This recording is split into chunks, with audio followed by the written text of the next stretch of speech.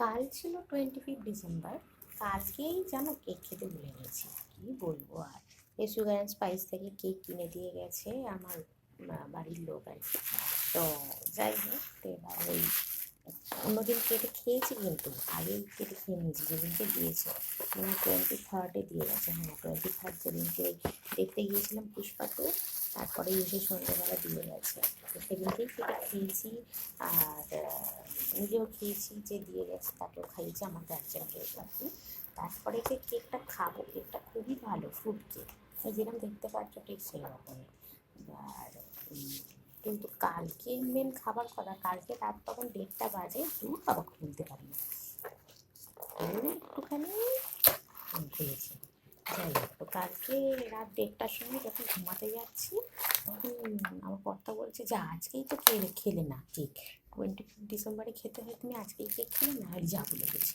আসলে কালকে ভালো করে ভাত টাত হয়েছিল, ভালো করে ভাত মানে কি, ভাত ভাজা টাইপের হয়েছিল, ফ্রাইড রাইস টাইপের, ওই খেয়েছিলাম। তারপর ডিম কষা খেয়েছিলাম, এইসব খেয়ে পেট ভর্তি ছিল, যেন তোমার যে খাওয়া সে মুখটা ছিল না।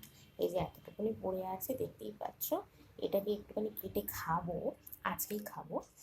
আর বাকি তার আগে কিন্তু আমি এখন রোজ সকালবেলা, আজকে নিয়ে 3 নম্বর দিন হবে, 2 দিন হয়ে গেছে। তো 2 দিন ধরে আমি এখন গরম জলে লেবু দিয়ে খাচ্ছি, ঠিক আছে।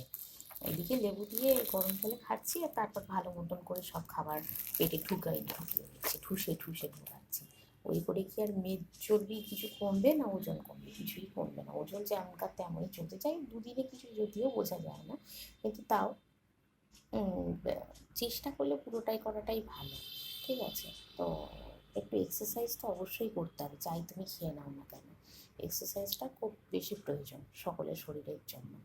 দেখা যাক সেটা আবার কবে হয় আমার মধ্যে চেতনাটা এক্সারসাইজ করবার। তো এটাই দেখানোর ছিল, কাল 25 ডিসেম্বরে আমি এটাই খেতে ভুলে গেলাম।